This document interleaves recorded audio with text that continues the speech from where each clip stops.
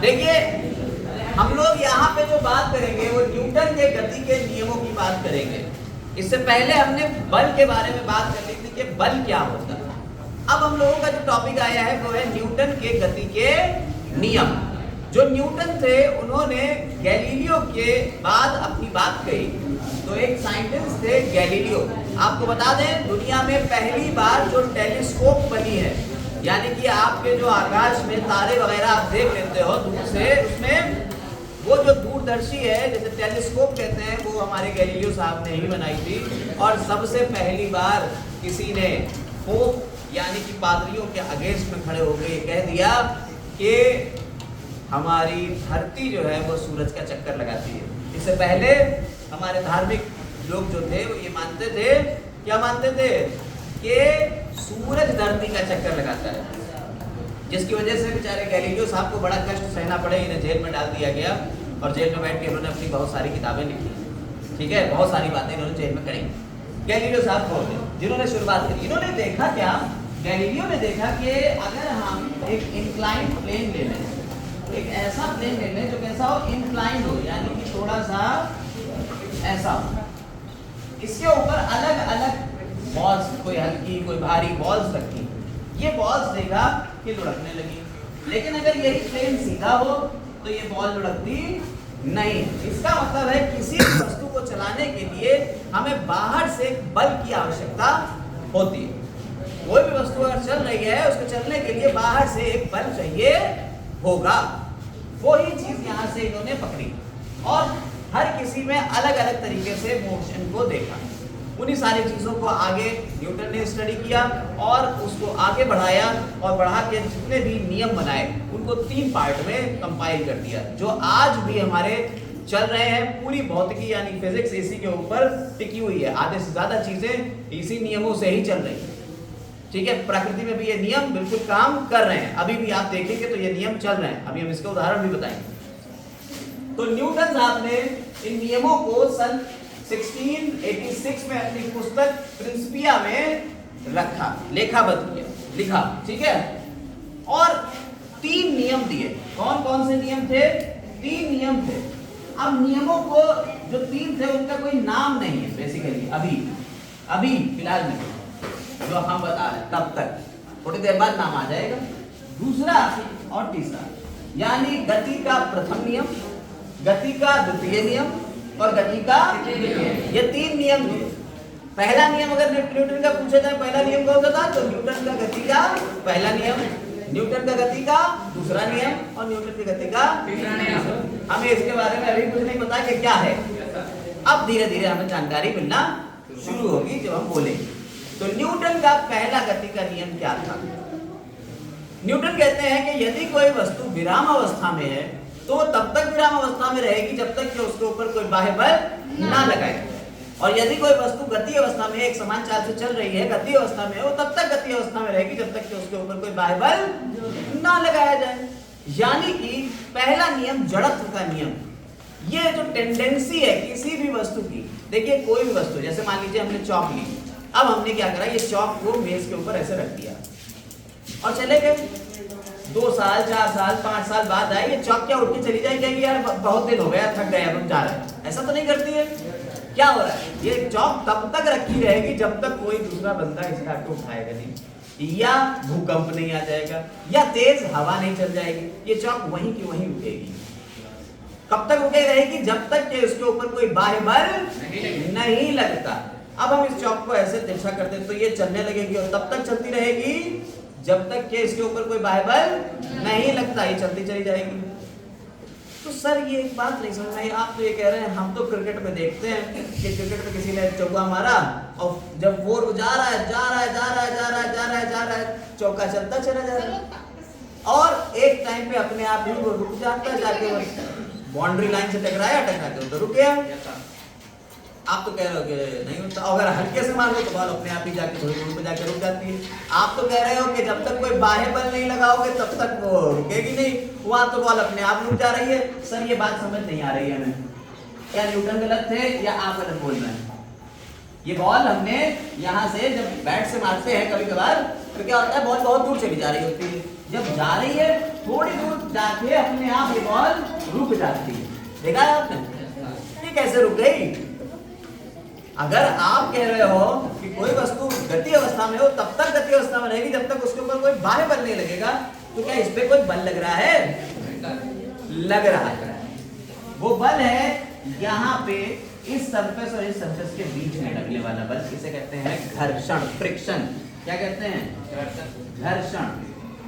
Sir cycle हम चला रहे थे, सर साइकिल तो हम चला रहे थे तो हमें ये पता चल गया, देखो इसका तो पता चल गया क्यों रुकता है, घर्षण बल लग रहा है उल्टी दिशा में। जब साइकिल चला रहे थे सर हमने पैडल मारना बंद कर दिया। अब आप तो कह रहे हो कि न्यूटन कहते हैं कि जब तक आप इसके ऊपर कोई बाह्य बल नहीं लगाओगे तब तक गति अवस्था में रहे। हम एक बार पैडल मारे वो चलती चली जाए, तब तक चले जब तक के कोई उसके ऊपर बाह्य बल ना लगे, ब्रेक ना लगाए तब तक चलती रहे। आप तो ये बात कह रहे हो और वहां तो गाड़ी अपने आप ही रुक जाती, फिर पैडल मारना पड़ता है साइकिल में।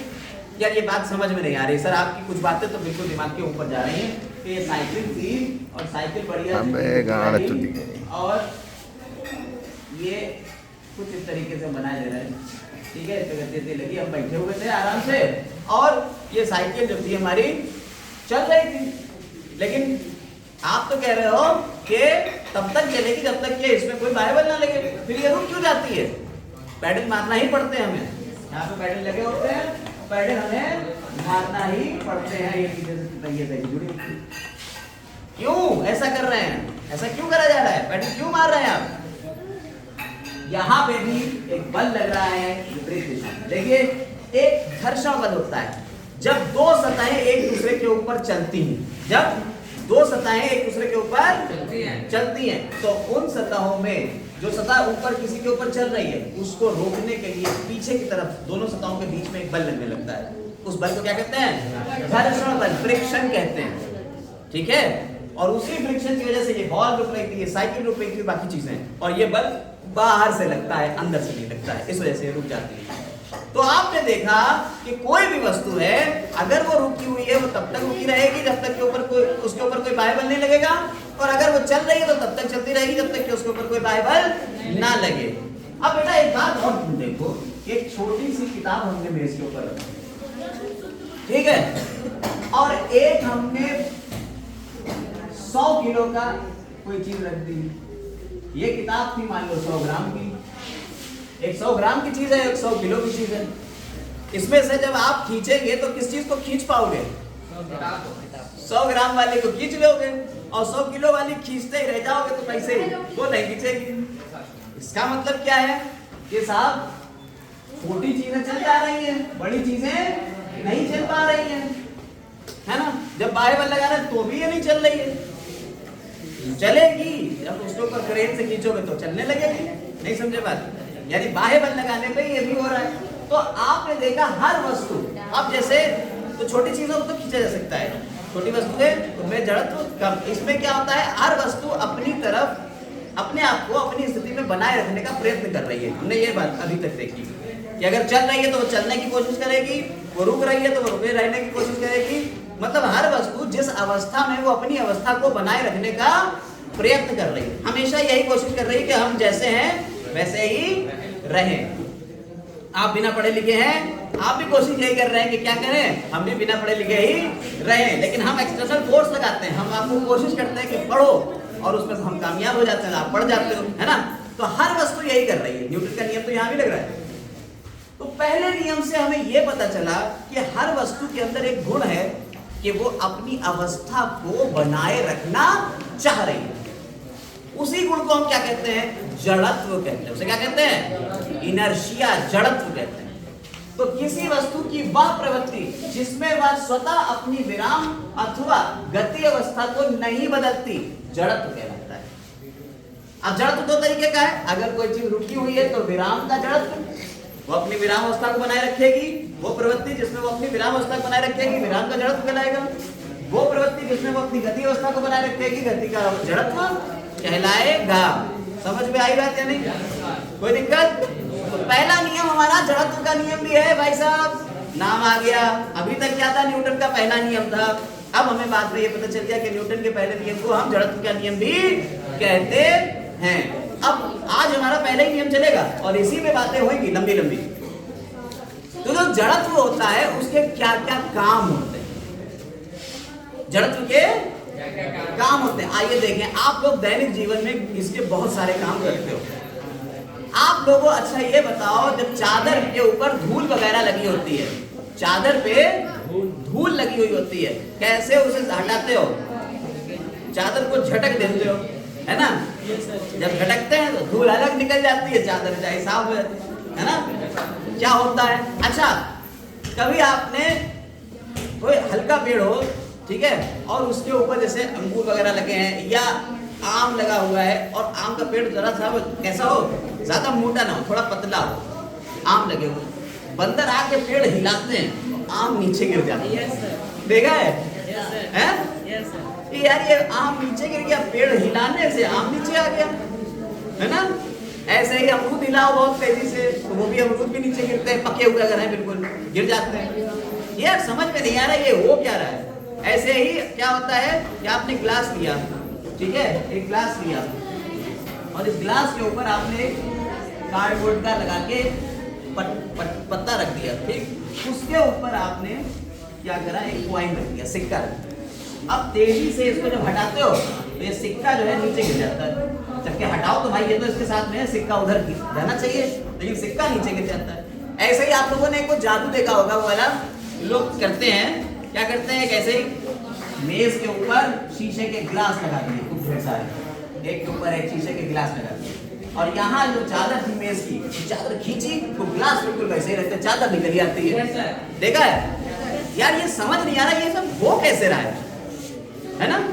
ऐसे ही बस में हमने आपको जब शुरुआत करी तो बस का एग्जाम्पल दिया था कि जब हम बस में खड़े होते हैं और बस अचानक से चलती है तो पीछे की तरफ धक्का लगता है, और अगर अचानक से हम चल रहे हैं, बस चल रही है, हम भी खड़े हुए हैं, जैसे ही बस रुकती है हम आगे की तरफ झुक जाते हैं। तो ऐसा क्यों हो रहा है? ऐसा ही अगर कार वगैरह से आप जा रहे हैं या साइकिल से जा रहे हैं, जैसे ही इधर मुड़ती तो आप इधर होते हो, आप इधर जाते हो, कार इधर मुड़ रही है, आप इधर जा रहे हो, होता है? देखा है?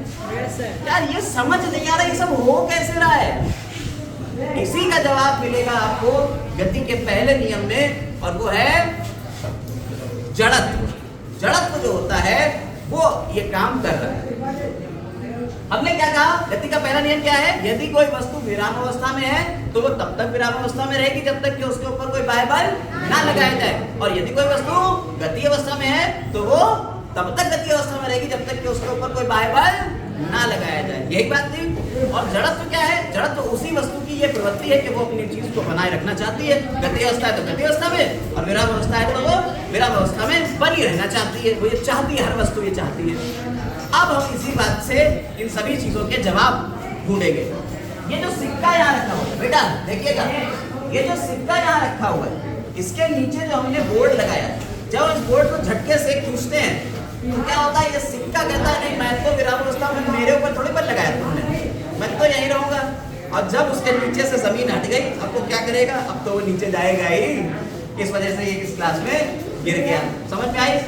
सिक्का किस वजह से गिरा? जड़त्व की वजह से, क्योंकि सिक्का विराम अवस्था में था तो विराम का जड़त्व उसके अंदर था, और अचानक से जमीन उसके नीचे खिसका दी। समझ में आएगा?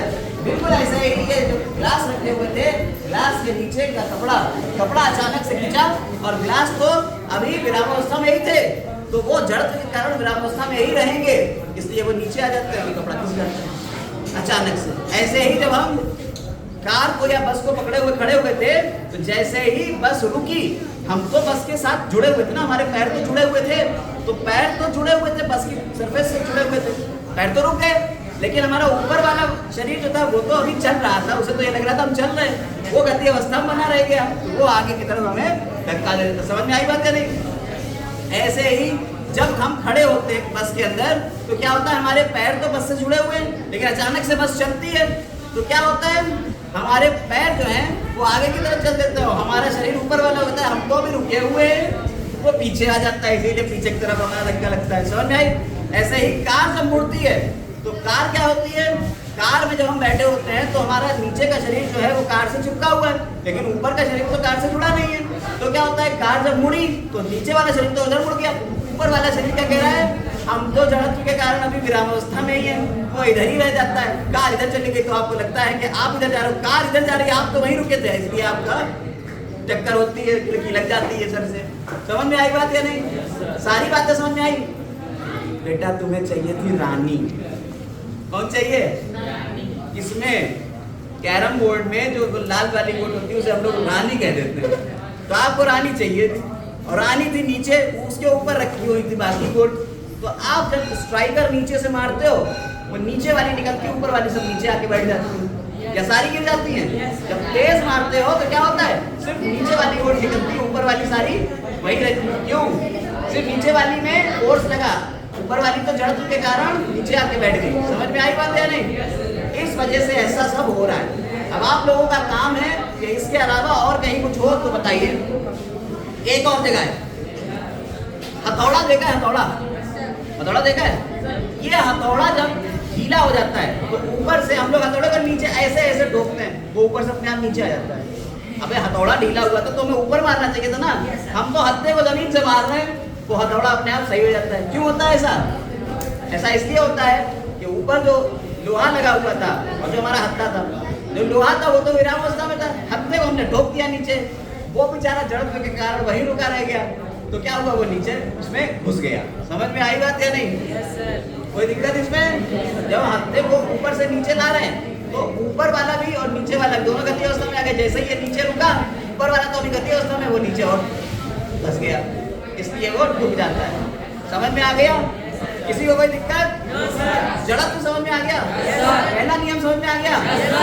कल इसी जड़त्व को आगे बढ़ाएंगे, जड़त्व और द्रव्यमान को जोड़ेंगे और फिर हम गति का दूसरा नियम पढ़ेंगे कल। आज के लिए बस इतना ही।